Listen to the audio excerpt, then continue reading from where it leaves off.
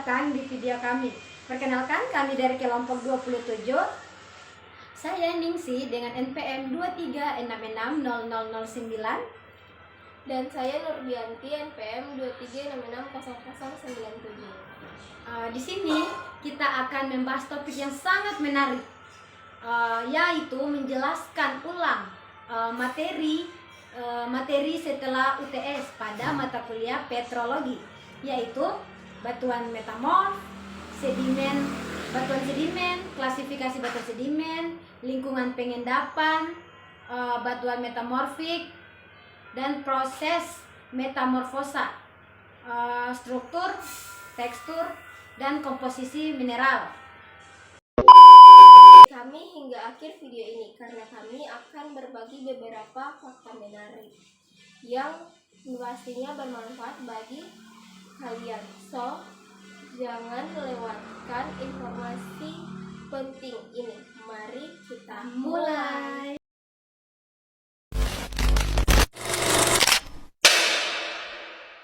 Materi yang harus dijelaskan pertama yaitu tekstur, struktur, dan komposisi batuan sedimen. Ukuran butir, sortasi, morfologi butir pabrik. Kalau struktur sedimen, erosi, pengendapan, pasca pengendapan, biogenik. Sedangkan komposisi sedimen, kerangka, matriks semen. Klasifikasi batuan sedimen. Klasifikasi berdasarkan asal, klastik, biogenik, kimia, volkaplastik. Contoh jenis batuan yaitu konglomerat, batu pasir, batu lumpur, karbonat, krep, dan fosfor. Deskripsi visual tiap jenis batuan. Dan diagnosia batuan sedimen. Provenance asal sumber, litologi, iklim, setting tektonik. Diagenesis, eogenesis, mesogenesis, dan telogenesis. Dampak perubahan kimia fisika selama penguburan.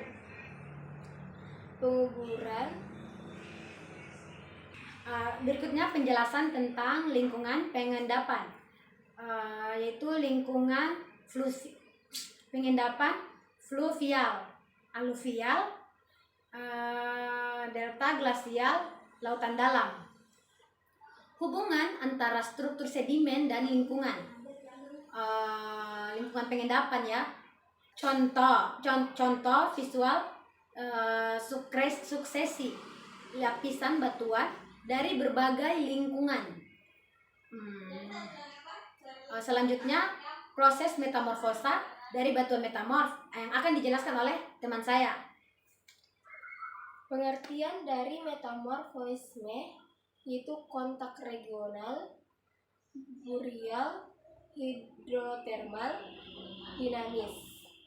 Agen metamorfisme ini tekanan, suhu, dan fluida. Jenis batuan metamorf foliated yaitu slate, sisis, gneiss, dan non-foliated, mamer, dan kuarsit. Tekstur metamorf ini dia foliasi, rekristalisasi, dan kompaksi. Di sini saya akan menjelaskan tentang lingkungan pengendapan. Sedimen saat ini diendapkan di berbagai lingkungan sedimen di permukaan bumi. Sebagian besar fasies dari suksesi sedimen purba dapat ditafsirkan telah terbentuk di satu atau lain lingkungan ini. Sehingga studi analog modern sangat penting dalam interpretasi rekaman batuan purba. Salah satu dari dua tujuan utama dalam analisis dan interpretasi batuan sedimen di lapangan adalah untuk menyatukan semua pengamatan yang berbeda pada fasies sedimen dan fiturnya. Model dan proses fasies, asosiasi fasies, siklus dan urutan, tren dan geometri lateral. eh, elemen arsitektur dan pengaturan spesial temporalnya, dan informasi apapun tentang kontrol dan laju sedimentasi. Tentang kontrol dan laju sedimentasi. Ini kemudian digunakan untuk menyimpulkan sistem pengendapan atau bagian dari lingkungan, bagian dari lingkungan pengendapan di mana sedimentasi terjadi. Baik, selanjutnya saya akan menjelaskan tentang proses metamorfosa dan batuan metamorfik. Dalam definisi yang sederhana, metamorfisme adalah rekristalisasi batuan pada kondisi di bawah liquidus. Pada suhu rendah, metamorfisme menyatu dengan proses yang dikenal sebagai diagenesis, yaitu perubahan yang terjadi selama sedimentasi pada batuan sedimen. Pada suhu tinggi, metamorfisme tumpang tindih dengan proses beku pada kondisi di mana lelehan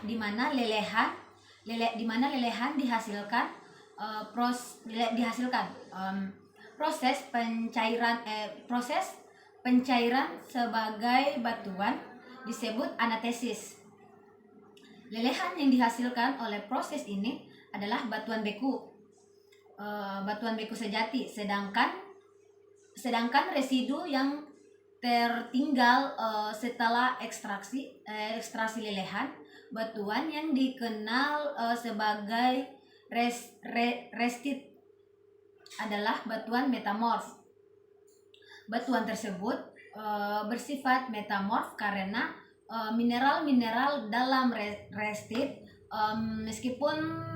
meskipun mungkin telah berada dalam keseimbangan dengan lelehan tidak mengkristal secara langsung darinya. Jenis metamorfisme yang paling umum adalah regional, kontak, boreal, dinamis, dan hidrotermal. Batuan metamorf berlimpah karena metamorfisme dapat terjadi di seluruh kerak dan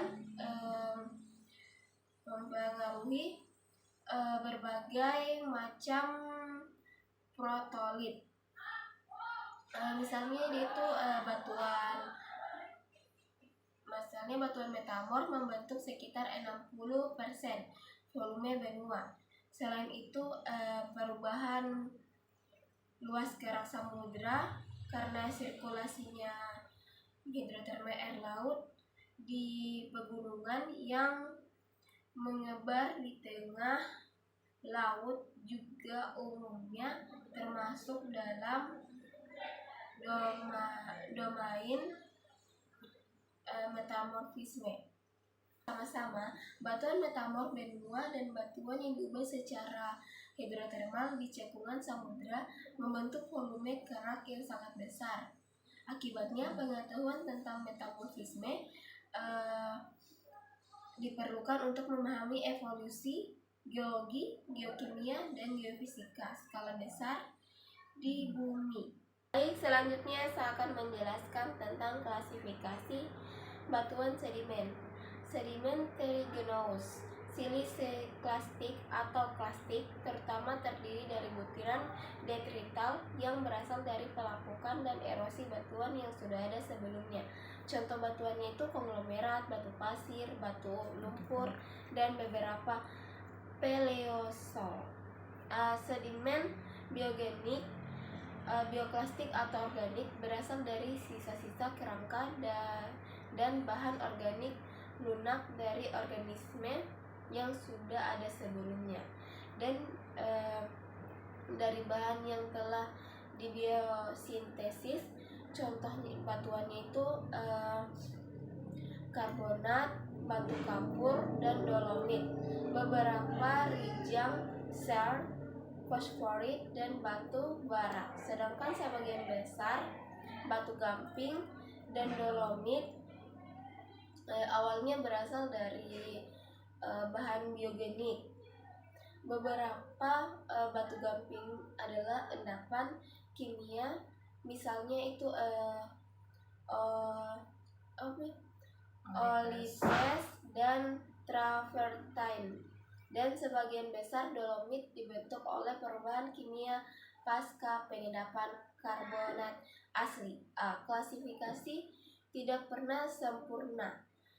Sedimen komegenik atau kimia atau autigenik adalah yang terbentuk dari pengendapan langsung partikel kristal dari lautan garam pekat.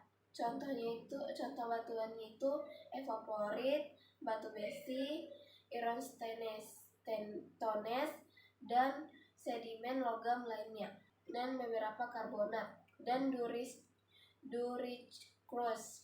Sedimen vulkanik klastik atau piroklastik sebagian besar terdiri dari butiran dan klastik yang berasal dari aktivitas vulkanik kontemporer. Contoh batuannya itu autoclastites, picolatites, hyaloclastites, dan epiclastites, abu, tufa, dan aglomerat. Batuan sedimen umumnya dibagi lagi beberapa asalnya, sebagaimana tercermin dari komposisinya menjadi 4 kelompok. Kelompok utama yang didefinisikan sebagai berikut. Pertama, terrigenous sediments atau siliclastic atau klastik. Jenis batuannya seperti konglomerat, sandstone, dan beberapa pelosois. Biogenik sedimen atau bioklastik atau organik. Jenis batuannya itu dia seperti limestone, dolomit. Beberapa charge, fosforit, dan coal. Batuan sedimen dibagi menjadi 2, yaitu sedimen klastik dan sedimen non-klastik. Salah satu contoh sedimen klastik itu konglomerat. Konglomerat adalah semua batuan sedimen berbutir kasar yang didominasi oleh klastik berukuran kerikil, dengan ukuran lebih dari 2 mm. Batuan ini juga dikenal sebagai rudit. Sebenarnya konglomerat harus mengandung lebih dari 50% plastik dengan diameter lebih dari 2 mm. Kurang batuan yang meruncing. Contoh sedimen non-klastik yaitu karbonat. Batuan karbonat membentuk sekitar 1/5 dari seluruh batuan sedimen. Dalam catatan stratigrafi, batuan karbonat terdiri dari lebih 50% mineral karbonat, terutama kalsit dan dolomit pada batuan purba dan kalsit, termasuk varieta miligram tinggi dan rendah, dan aroganit dalam sedimen modern. Baik, selanjutnya saya akan menjelaskan tentang tekstur, struktur, dan komposisi batuan sedimen. Pertama, saya akan menjelaskan tekstur batuan sedimen. Tekstur batuan sedimen meliputi ukuran butir dan distribusinya, misalnya sortasi, morfologi butir dan fitur permukaan, dan karakteristik porositas, permeabilitas sedimen. Pertama saya akan menjelaskan tentang sortasi atau sorting. Adalah ukuran standar deviasi dari atau sebaran distribusi ukuran butir tentang ukuran rata-rata.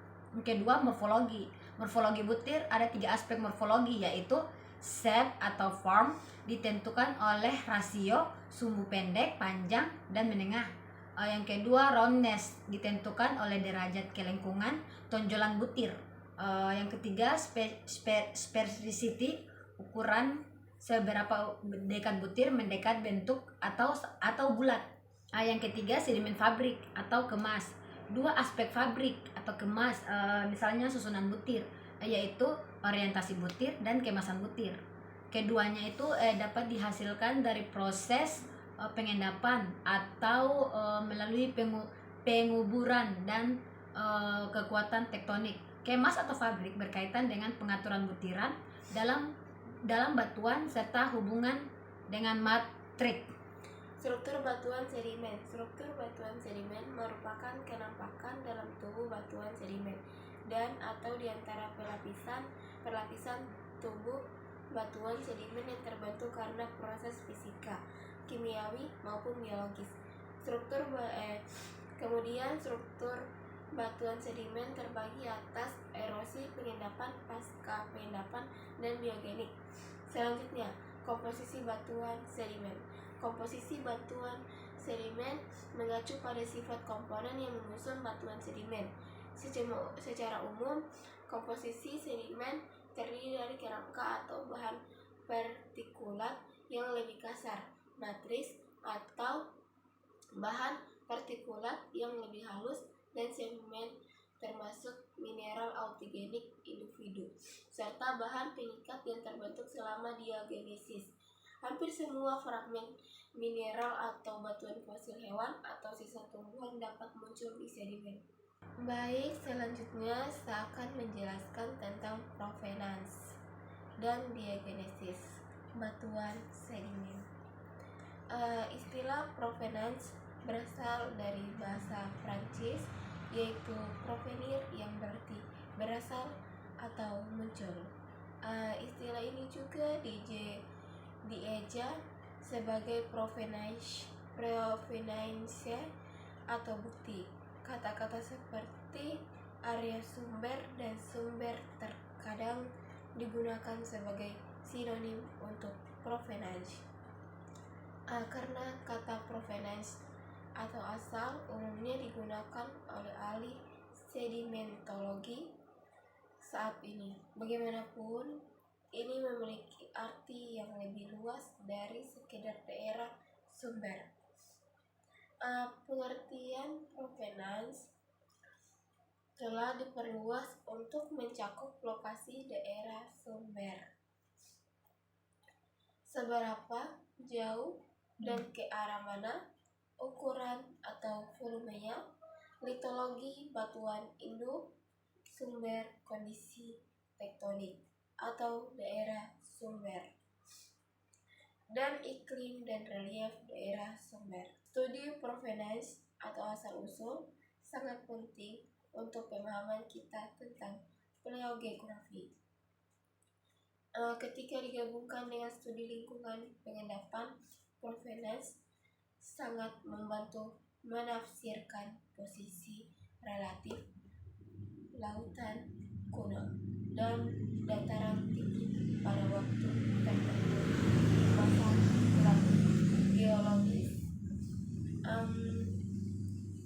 Dari studi tersebut kita dapat merekonstruksi lokasi, ukuran dan komposisi litologi sistem pegunungan yang telah lama hilang. Provenance of sandstone interpreting source rock lithology. Sebagian besar penelitian tentang provenance atau asal-usul batuan sedimen silis-klastik difokuskan pada batu pasir atau sandstone. Sebagian besar penelitian ini berkaitan dengan upaya untuk menafsirkan lithologi batuan sumber atau source rock lithology. Dari kumpulan mineral detrital, analisis petrografi, kuarsa, feldspar, mikas, mineral berat, dan fragmen batuan membentuk dasar untuk sebagian besar penelitian tersebut. Namun para penelitian sekarang juga beralih ke teknik tambahan seperti mikroskop,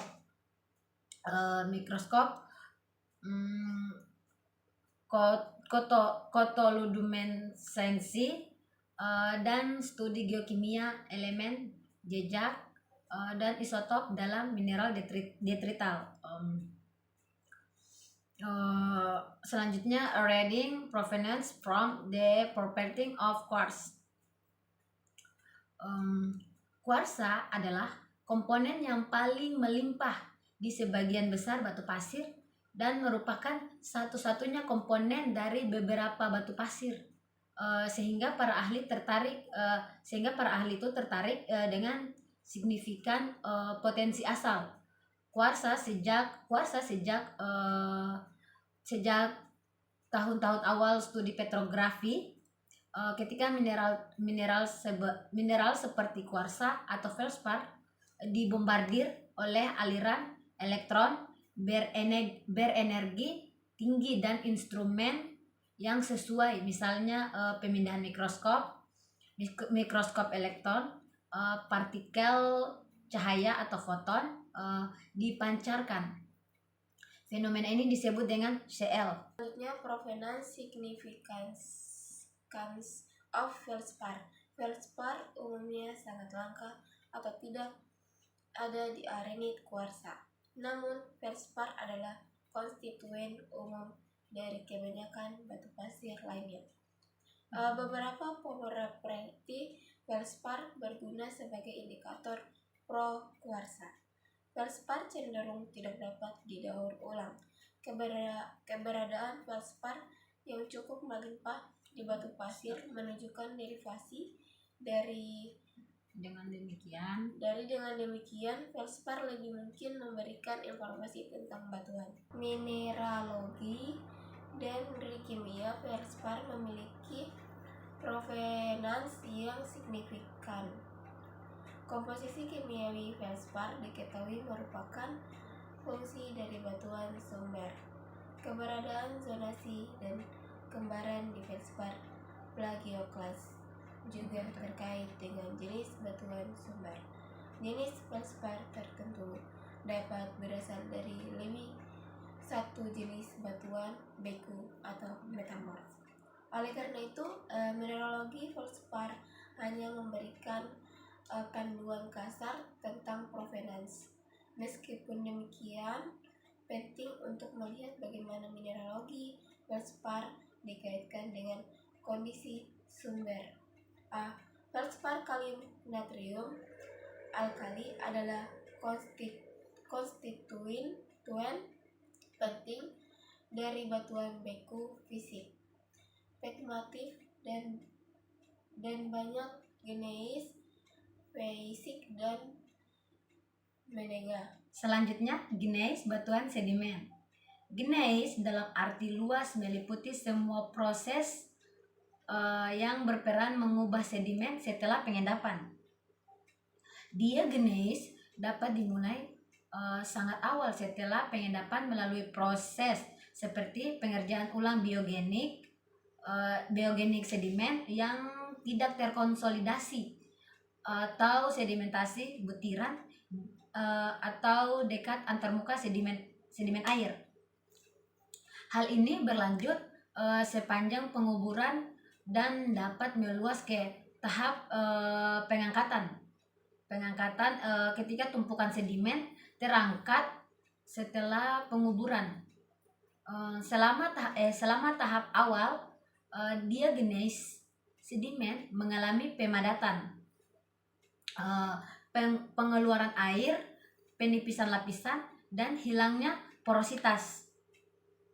Modifikasi yang terjadi bersamaan dan selanjutnya dapat mencakup sementasi oleh berbagai mineral seperti kuarsa dan karbonat, pembentukan mineral augnetik lainnya termasuk mineral lempung dan pelarutan mineral yang kurang stabil. Proses diagneis ini menimbulkan perubahan fisik, mineralogi, dan kimia penting pada kumpulan pengendapan asli. Baik, terakhir saya akan menjelaskan tentang batuan metamorf. Metamorfisme adalah perubahan yang terjadi pada suatu benda batuan akibat adanya pengaruh kondisi yang berbeda dari kondisi di mana ia terbentuk. Proses metamorfisme sebagian besar tetapi tidak semua melibatkan batuan yang terkubur jauh di bawah batuan lain, sehingga mengalami suhu dan tekanan yang lebih tinggi dibandingkan suhu dan tekanan pada saat pembentukannya. Bagaimana sih mengklasifikasikan batuan metamorf? Pertama itu proses kompaksi. Ada dua mengklasifikasikan batuan metamorf, yaitu pertama proses kompaksi dan kristalisasi, mengubah tekstur protolit selama proses metamorfisme. Saya jelaskan tentang kompaksi. Kompaksi itu adalah butiran mineral berubah menjadi lebih padat, batuannya menjadi lebih padat, porositas berkurang. Contohnya itu dia lempung. Dari lempung dia berubah menjadi sel, dari sel dia menjadi slat. Yang kedua itu rekristalisasi, pertumbuhan kristal baru dari mineral asal. Tidak ada perubahan komposisi kimia. Orientasi mineral berkembang karena tekanan. Mineral pipih atau melebar seperti muskovit dan biotit menunjukkan arah tertentu atau foliasi. Tekstur batuan metamorf, yaitu foliasi, terlihat adanya penjajaran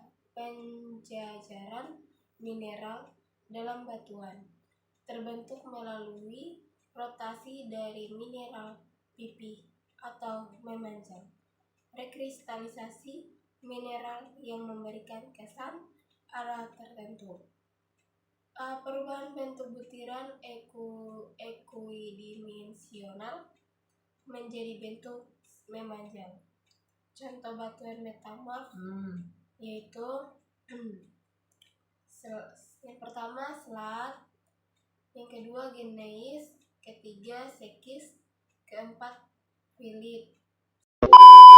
Demikianlah pemaparan materi dari kami dari kelompok 27 mengenai rangkuman materi setelah ujian tengah semester atau UTS pada mata kuliah petrologi. Dan kami telah berusaha semaksimal mungkin untuk menyampaikan informasi dengan jelas, runtut, dan sesuai dengan referensi yang valid. Semoga video ini dapat memberikan manfaat dan bantuan teman-teman dalam memahami serta mengingatkan kembali konsep-konsep penting yang telah dipelajari. Kami menyadari bahwa masih banyak kekurangan baik dalam penyampaian maupun dalam penyusunan video ini. Oleh karena itu, kami mohon maaf yang sebesar-besarnya atas segala kesalahan yang mungkin terjadi. Terima kasih atas perhatiannya dan sampai jumpa di kesempatan berikutnya. Wassalamualaikum warahmatullahi wabarakatuh. Ciu.